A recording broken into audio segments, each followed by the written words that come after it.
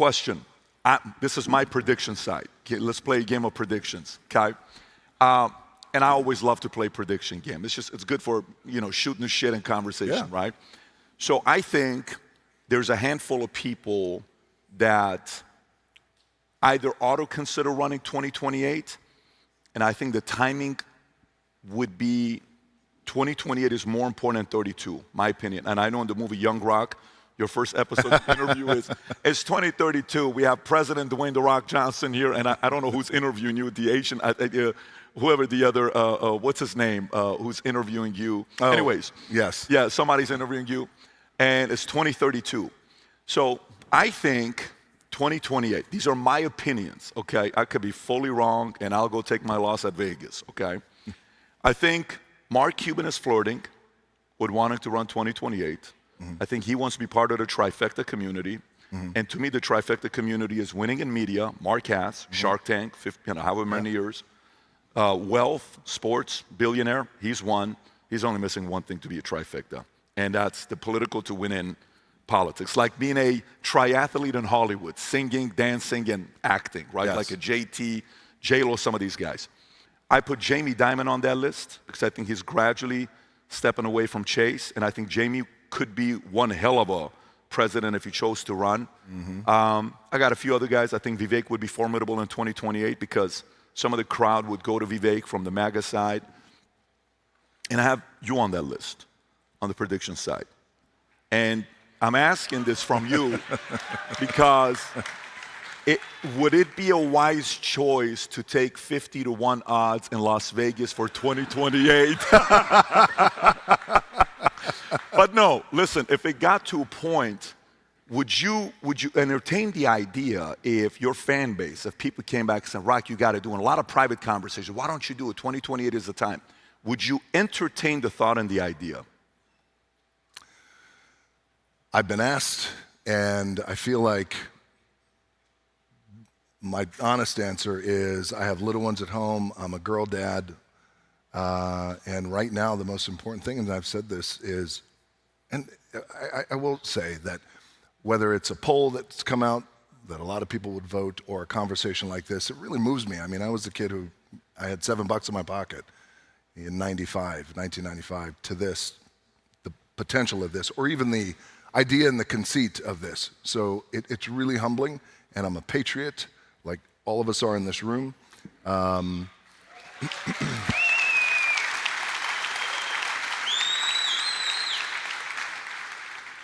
He's shifting. He's like, this guy's not answering my question. 50-1. I think that as of now, the most important thing is for me to, you have little ones too, is to be a daddy to my little girls. Truly. And I'm not, being savvy out of this answer. But by the way, I don't know about, how many guys say it's probably 50-1 are good odds to take in Vegas? Who would say, all right, so I mean, that's what I received from this, but this last topic on this before we move on, because I want to tell you about what's the most, the one video of yours I've watched the most, and I think it's going to surprise you what video it is. I've watched it so many times, bro, it's not even funny. But let me finish the thought here. Do you sit there and think about, like, for example, if I'm your agent, I'm your manager. I'm not, Brad is. But if I'm your agent, I'm your manager. And by the way, Danny and I had a call. I freaking love Danny. I don't know if she told you about it. Yes, she did. Our call was sick. Yes. Like, I told her, I said, I'll get to that topic here in a minute. I don't want to digress, but she's a monster. She's something else. Of course, you know that, but to me, it was kind of interesting watching her. But if I was your agent, if I'm your manager, do I want you to run for office? Hell no. I lose that 10% on $100 million every year or whatever. I don't want to give that up. You know what I'm saying? Yeah. No, hey, let's go 2032, maybe 36, bro. Wait till the kids are 18 years old, right? Like, there's a part of it. But if I'm like a guy that's an advisor and I'm sitting there, on the inside and we're having conversations, we're chopping it up. We don't have that kind of a relationship. We're just starting a relationship the last, 3-4 months that we've started.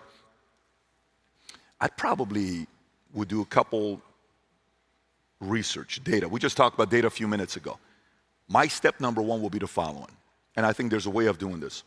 I would run an analysis to see what percentage of your following lean right, lean center right, lean center, lean libertarian, lean center left, lean left, like, whatever. I'm not saying far left, I'm saying left, right? Of course, there's the likability factor and the fame factor. Everybody loved Trump before 2015. And then it's like, he's the worst human being in the history of mankind. And so he goes through that phase. I'd run that report. And I wonder if you think a bigger percentage of your audience is conservative or liberal. I would lean towards a bigger percentage of your audience is probably conservative, because WWE, conservative. Big BMF, bad mother, you know what? You are a BMF, hands down, conservative. You go to UFC, UFC is as conservative as it gets. Dana's, every time pumping up Trump, right? Yeah. You give me the vibes of somebody that wants to be a good father, wants to be a good husband, wants to be a good son, wants to be a good citizen. I think that stuff is very important to you. I feel that.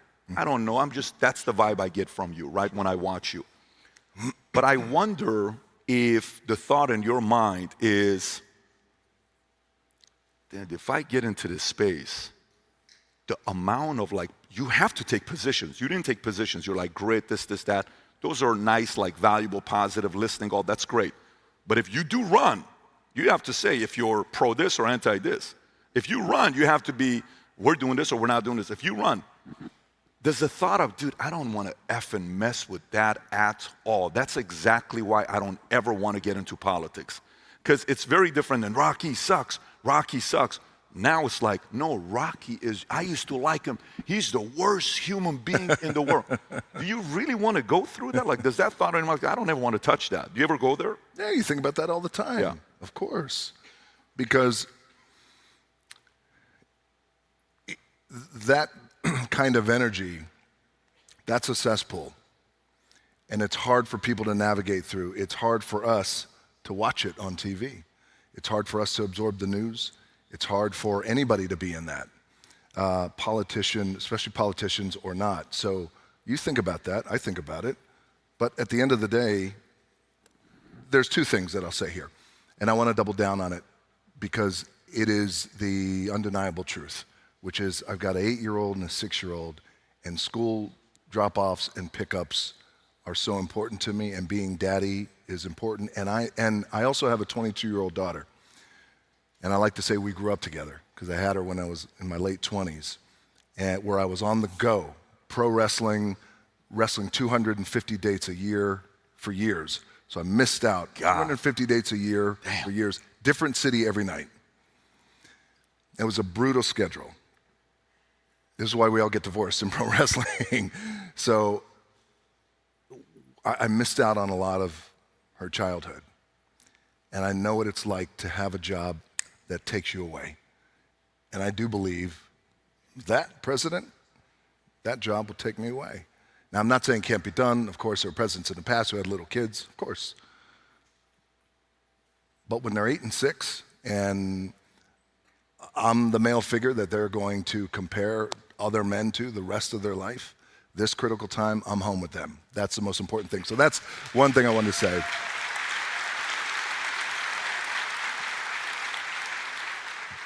Just to underscore that, but the part that you just brought up about that stuff that you think about, of course you think about it, because it's hard to navigate your way through it, because it's so venomous, and it's so declarative, and it's so, this is the right way, that's the wrong way, you're wrong, we're right, don't talk to us. I'm aware of it, like we're all aware of it, but it doesn't scare me.